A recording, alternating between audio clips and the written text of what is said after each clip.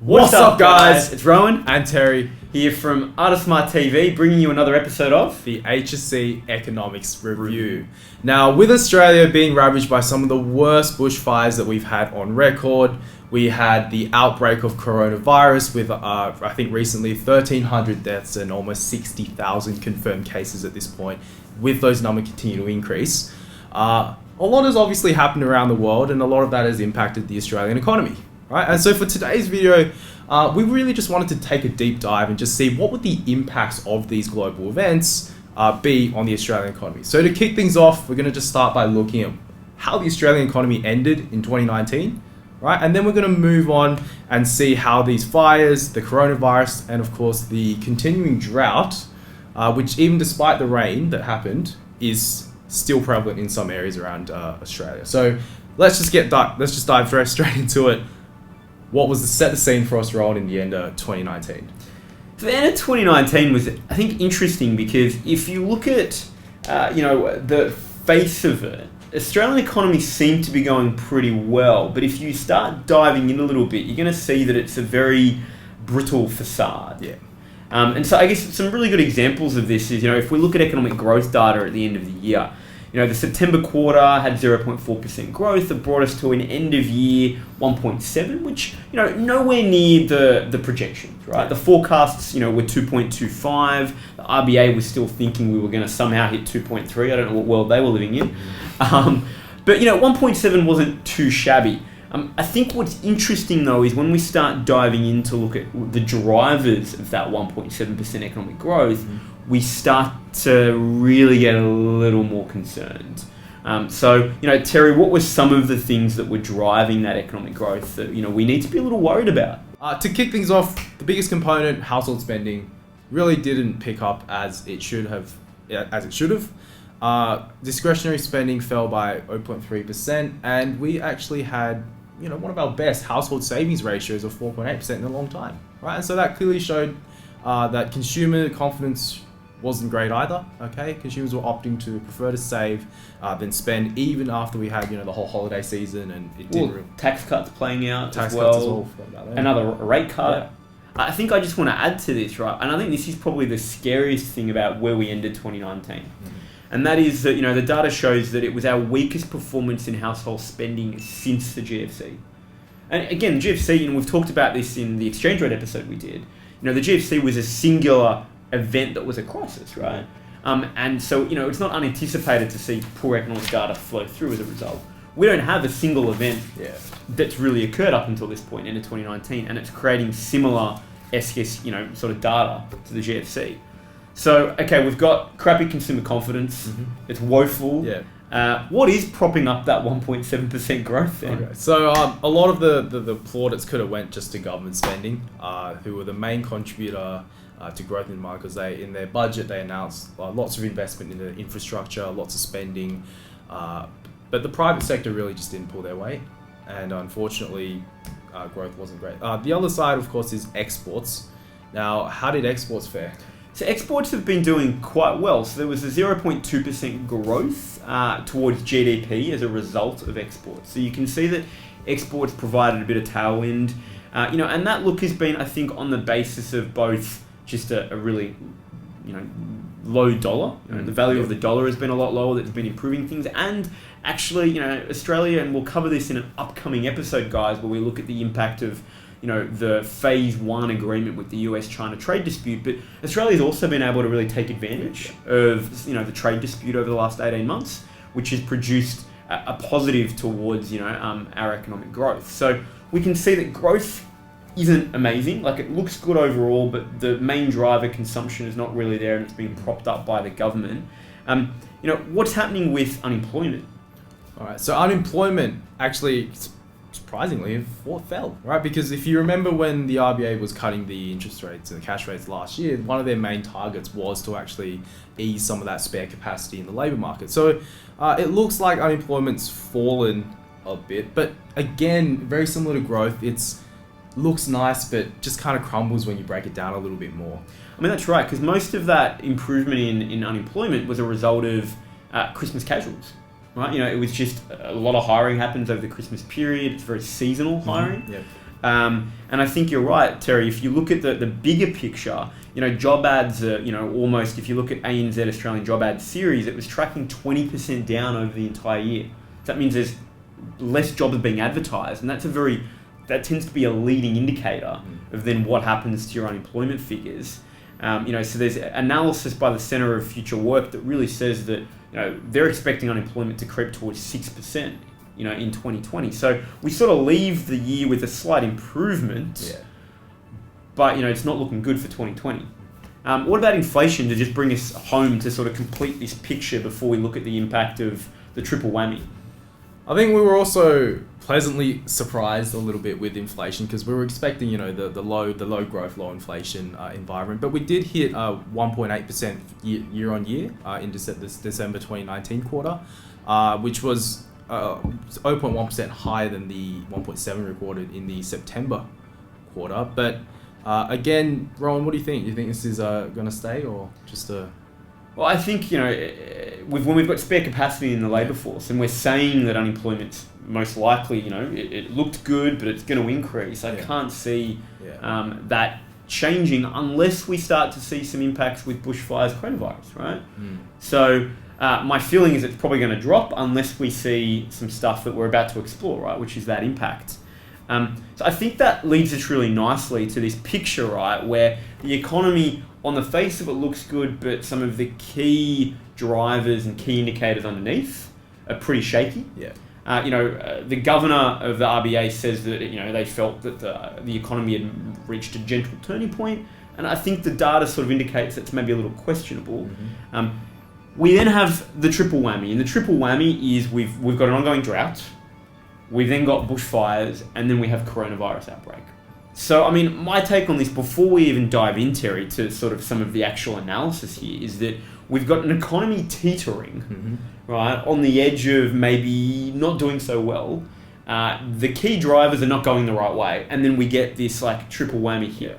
So it's something which is shaky, and then you're just kind of really shaking it up. So that's my understanding. That's right. So let's look at bushfires, right? The bushfires have obviously hit. What's been some of the impact of the bushfires for the Australian economy and the Australian people? Okay, well, I think we can look at this on the physical side, but more importantly, I think it is also important to think of it from the mental and the social side. So physically, we've had over 18 million hectares burned throughout that bushfire season. You had almost 6,000 buildings and almost 3,000 homes had been burned down. We had some of the worst air pollution. I think I remember seeing Canberra just absolutely covered. It was actually measured the worst air quality out of any major city across the world. On that day? Yeah, that's right, which is pretty insane. Yeah. Particularly when you're competing with, China and some of the pollution issues that they've experienced. Whoa. Save that for another episode. Oh, man. Right. But yeah, I think, aside from just the physical supply side shocks, obviously we had 9% of the cattle being severely affected. And obviously, livestock really need good quality land to be raised on. And we've had lots of livestock being burnt, right, and passing away. And so you have issues with agricultural production. But I think, Rowan, what do you think mentally was the biggest hit? Well, I think we've seen, that consumer confidence is already at a low. So we've got, some data that basically highlighted that, our consumer confidence, according to the Westpac Melbourne Consumer Sentiment Index, was... it fell 1.9% in December. It's been falling over 6% since the start of the year, and this was pre-bushfires. Yeah. So, I think the big thing has been both the people directly in the fire affected zones themselves, but also people elsewhere not, wanting to go out into, smoke. Yeah, because it was smoke, yeah. I think has a huge impact on consumer confidence, massive. And so if we already saw it take a hit last year pre-fires, I can only imagine what the data is going to show coming forward. And not only for domestic consumers, but also just tourists, right? If they saw on the news all these images of smoky cities, they're not going to want to come to that. Right. So we've got a couple of things here. We've got obviously the physical devastation that it's caused. But if we then start thinking about it economically, we've got, cattle deaths, which is going to lead to shortages of supply, which may lead to some, potential, in the short term, more so than anything, some inflationary pressures. We've then got, pollution in terms of, smoke pollution and the impacts on health, which has then costs on our health system and on, employers and on businesses in terms of sick leave. And then we've also got the impact on just consumer confidence itself. So there's a whole lot of factors that play out there to have quite far-reaching consequences. It's interesting though, because the RBA's perspective and Governor Lowe's perspective is that that it's not going to have any effect on economic growth this year. But I think that's a pretty premature thought to have, because as you were just saying, like, it's not just the immediate impact. We need to consider how this is going to affect, first of all, confidence, but then confidence is going to make a play further down the road. And so one of the reasons why I guess they felt that potentially it wouldn't be such a big issue is because all the rebuilding efforts, right, that would come in would obviously boost spending and stimulate some growth. You've got things like the government grants, you have insurance payouts, and they're hoping that that could possibly just carry some of the percentage points, the percentage points that have actually dropped in economic growth due to the fires. It's interesting though to note, because I think the data is showing already though that it's a 0.2% cut to growth for the December quarter. Equally, we're going to see that come through for this March quarter. So I think it will have an impact. I think, the governor's perspective on this is that it's going to have a shorter term impact, slow growth. It's going to be a bit of a break on growth in the first quarter. But then other factors will pick it up and cause the economy to turn around. But again, I think that's probably a little optimistic, really. I think there's going to be further reaching consequences, which are really only compounded by the coronavirus. Yeah, there we go. So, just a heap on top of this, we've then got this coronavirus, which, as Terry said, is really now impacting, close to 60,000 and more. I mean, you read an article every day that suggests, I read one the other day that, an expert had suggested 2/3 of the world's population. Whoa. I was, like, wow, that expert's really going out on a limb. But I think suffice to say, it's having a significant impact. And I think it's interesting because most of the time when we start to evaluate the impact of the coronavirus, the most recent sort of yardstick that we can compare it to is SARS. It wasn't that long ago, relatively speaking. It was in 2003. And I think it's interesting because SARS, was about just under 9,000 people. A bit over 8,500 people got impacted. So we're already seeing, 7-8 times the people infected as a result.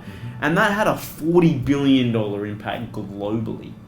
So if we're seeing already an 8 times plus impact here, because inherently we're in a more globalized economy, the overall result, I think, is going to be quite significant. And just to add on to that point about how we're more globally connected, not only is it going to spread faster, but it's also going to amplify the effects just because of how closely connected supply chains and trade flows are around the world. So this is actually a really good example just to highlight when you're looking at, topic one, the global economy, and you're really looking at indicators of globalization. I mean, it's horrible to say, but the spread of a virus. Yeah. Do you think it's worth adding the coronavirus into the China case studies? It's a little too early, I think, to say. I think certainly as we start to see a little bit more play out, I think in terms of its impact, I think it becomes relevant. I think if anything right now, if you were doing a case study essay this term, first term of 2020, I think it'd be worth making a passing reference to it. That would be my gut, but I don't know if you could say too much more yet. Yeah, I definitely agree with that. I think, a lot of this, you've just got to wait until it plays out a little bit longer. Everything right now, there's lots of, as Rowan was saying, lots of figures flying around, lots of speculation. So you never know. That's right. It's hard to know. I think there are some things we can still work out. We might not know the exact figures, but thinking about the interconnectedness of the global economy, we can see that, particularly for Australia, at least, let's bring this back to Australia. We've got travel bans on right now for anyone travelling from China to Australia, and given that China plays a huge impact for our sort of services industries, particularly our tourism and education, I think we can certainly see that it's going to have significant impacts on those two industries, as well as potentially our iron ore. So, do you want to dive in? Do you have any sort of more comments to make around that possible impact? Yeah. having worked with some of these students in the past, like there's been estimated 100,000 international students just stranded, really, because university, I believe, is reconvening or resuming next week. So that's going to be, like late Feb, early March, essentially. And they simply can't come back for university, and so up to 100,000, that's going to have a huge effect on not just now but later in the future about whether China continues to import so much of Australian education products. Because it's a trust factor, ultimately. Like if you're, all of a sudden saying, well, I could get pulled from being able to come here because of Australia's restrictions around access, it may cause people to make different decisions. Now, there is some data that suggests that if students, and it depends on the length of the travel bans. I think that's the really big thing here. The conjecture is how long do the travel bans go for, and that's an equation of how quickly the virus gets under control. But there's estimates $6 to $8 billion impact on the education market alone for Chinese students, which is humongous. And that's, not starting to look at the broader tourism impacts. I mean, what sort of impact is expected potentially for tourism? If we want to look at tourism, we should probably look at where they're arriving, right? And so we've got a figure here that Chinese traffic in airports in Australia and New Zealand is up to 16%. Now, obviously, if we're banning those customers, that's close to 16% of our air traffic being lost completely. They're just not able to arrive in Australia. And then that has significant impacts in for just tourism spending overall. Now, the other thing that I found interesting about this is, that's the impact for Australia. We've also got, one of our most important exports to China is our iron ore. It's already fallen by 11% in January due to the virus outbreak. And we talked about the fact that our exports were one of the things that had been propping up Australia's economic growth. So all of a sudden, the impact of this coronavirus could be quite dangerous. And I think it's a really interesting point that I sort of, in researching, uncovered was that during the SARS epidemic in 2003, that also had a hit to exports. The hit was that it caused economic growth at the time to fall by 0.25%. Now, at the time, that wasn't a problem. We had other drivers of economic growth going on. We don't really have that here. And so the issue is that, it could create quite significant impact. Now, another question for you, Terry, is, the core centre, I'm probably mispronouncing it, Wuhan, is that? Wuhan, yeah. Great, you got that right for us. It also plays quite an important role globally. What's the impact just maybe at a slightly more global level of the virus outbreak in Wuhan? Well, Wuhan, obviously, it has a really large manufacturing and exporting role to play in the global economy. So they've had issues with, I think the car factories have closed down. I believe some of them closed down and were not going to be open for most of February. They've also got things in electronics with iPhones, transistors, wiring, 5G mobile networks, basically TVs, lots and lots of things just having their supply affected. So I think the key thing that we're seeing is that Wuhan plays a really key role in terms of just global logistics and supply chain management. And so the real challenge here as well is that, it means that we're seeing a flow-on effect in access to, in many cases, consumer electronic goods, which then, further impacts consumer confidence. If you're going into a JB Hi-Fi all of a sudden, and, one of the key, your iPhone accessory or whatever it is no longer available because, all of a sudden it's a very tangible impact for you, and it starts to shape your decision making around, well, maybe I should go buy some other stuff now before stuff runs out. So I think early days yet, but there's certainly some far-reaching impacts in terms of supply chain. Now, overall, what's the data saying, Terry, around expectations for impact on of the coronavirus on economic growth for Australia? All right, so just to go back to the point you made earlier, exports were a key component of our economic growth not being as weak as it probably should have.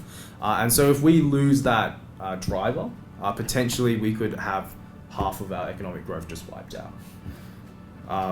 Which is pretty significant, right? And I know some of the conversations, right? I should say that's, some of the conversations have been up to, in the next quarter alone, 0.4% of GDP being wiped off, which, is considerable. Considerable when we think about the impacts of the drought and the fires. Now, that probably leads us nicely to just have a quick conversation about the drought, because the drought's been sitting here for quite some time. It's not a new thing, and it's easy to forget about. But really, it's still also at play despite the copious rain that we've had. So what's the impact of the drought likely still to have this year? Well, I think farm output is going to continue to be quite inconsistent. Some areas are going to do well and some areas will not. Particularly, I remember seeing that a lot of the rain was actually just concentrated on the east coast. And so a lot of the farms that are more inland really haven't benefited an awful lot from the rain, and so they're continuing to have drought conditions. So we've got here's just some stats. Farm output declined by 16% between 2017 and 19, which is roughly when this current drought started. And farm exports fell by 13%. And it doesn't look good for 2020 either. Right? It's going to continue to decline by around 10%, which is going to further just affect GDP growth. Yeah, by about 0.25% again, right? So it's starting to add up, isn't it? You got like 0.25% drought lag. You've got 0.4% coming through here for coronavirus just for the next quarter. We had earlier with the impact of bushfires, 0.2 percentage points. So we're really seeing these add up. Now, I think for me the interesting thing as well, and this is just a little side note, that if we're seeing our farm exports fall by another 13%, what does that also say about our continued over-reliance on our commodity exports in terms of a diversified export base? Right, it's further worsening, our narrow export base. So just that's a link into Australia's place in the global economy, current account. So be mindful that, this is going to have application across really the entirety of the HSC Economics course. So it's really powerful to get your head around this. So overall, BIS Oxford Economics have made some estimates. What do they say, Terry? So they've said the virus will, as you said, will have a hit of 0.4% on our GDP growth, which is 4 times as potent as the bushfires at 0.1%. And then also, of course, the drought will continue to have about 0.2. So adding all that, if my math is correct, that's a 0.7% hit just in the 3 months to March alone. Right? And so it's significant. And so all of a sudden our, record of successive quarters of positive growth is looking very likely to be knocked. Like, it's very likely that we might be seeing growth at 0, if we're lucky a little bit above, if we're unlucky a little bit below. Now, there has been some government policy response in all of this. How effective it's going to be, yet to be determined. What's the federal government done in response to the bushfire crisis, coronavirus, etc.? So just in terms of for the bushfires, the government had announced a $2 billion bushfire recovery plan, and that was going to actually come out of the projected budget surplus. However, we don't know how effective this is going to be just for now, because only actually 500 million of that would be spent this year, with the rest of it being spent later. In the new budget. I think that's the interesting thing. There's a time lag effect here, which is again one of the limitations we see in policy. Time lag is we're seeing that this upcoming quarter, March quarter, is likely to potentially be, close to 0 economic growth. But most of this spend is probably going to start to flow out a little bit after that, right? And then significantly after in the tail end of this year. So again, we've got just this issue of timing and whether or not it's going to be actually timely enough to prevent that. Now, we've also obviously got the travel ban for coronavirus. That's the main government response for corona. What about the RBA? Obviously it's a macro policy response that we're needing to have here, and there's a mix. What's the RBA's approach to all of this? Well, the RBA has maintained quite a, optimistic point of view. They feel that we're going to get through this, and that any hiccups along the way will just be temporary, because they really do believe that the efforts taken to rebuild after the fires are going to drive a lot of investment, a lot of consumption, a lot of spending. That's right, and I think what I find interesting, and this is again me being maybe a little critical or cynical, maybe is the better word, is that I think once again, we've got to remember, we've talked about this in the monetary policy episode we did. So if you haven't seen that, I recommend jump across and watch where we look at the future of monetary policy. But ultimately, there's not much left in the tank from a monetary policy response. I mean, the governor's faced with continuing to drop the cash rate. There's not much room left to go. Go into alternative methods like quantitative easing or jawbone, right? Or to try to talk and create a different sentiment in the economy. And given that consumer confidence is so low, I actually think the worst thing, and I think that's why the governor's not doing this, the worst thing that he could do is get out there and say, yeah, we're likely to hit a recession. Even if internally, the modelling that the RBA has done shows that, right? It may or may not. So I think a key part of the response of the positivity is an attempt to try to maintain some semblance of normality, some sense of consumer confidence, in the hope that, the fiscal stimulus proves to be sufficient. And I think that's actually reflected in the global response to the coronavirus as well. I've seen a lot of just analysis from economists, and as we said earlier, like, we really don't have a handle on exactly how it's going to play out. But a lot of them are also saying something very similar to what the governor of the RBA is saying. They're saying, assuming that no jobs are actually lost and the factories reopen, we're all going to make it through fine. And I think that's, I guess, just what's happening now. When central banks all around the world have run out of ammunition, this is what we've got. Good old jaw bang. Great solid policy to feel super confident about for 2020. So there we have it, guys. That's quite a detailed look at the impact of the triple whammy, right? The drought, the fires, the coronavirus, and really looking at where Australia is at as an economy into 2019, and then what this brings and really forebodes or forecasts, depending if you want to be more positive or less positive, for 2020. So if you have any questions about any of this stuff, leave it in the comments below. If you disagree with any of the commentary, or you've got some other insight that you'd like to add about the ongoing impact of the drought or the bushfires or the viruses, leave it in the comments. We'd love to hear about it. It'll also help other students and teachers that are watching, the HSC Economics review. Of course, if you haven't already, hit the subscribe button.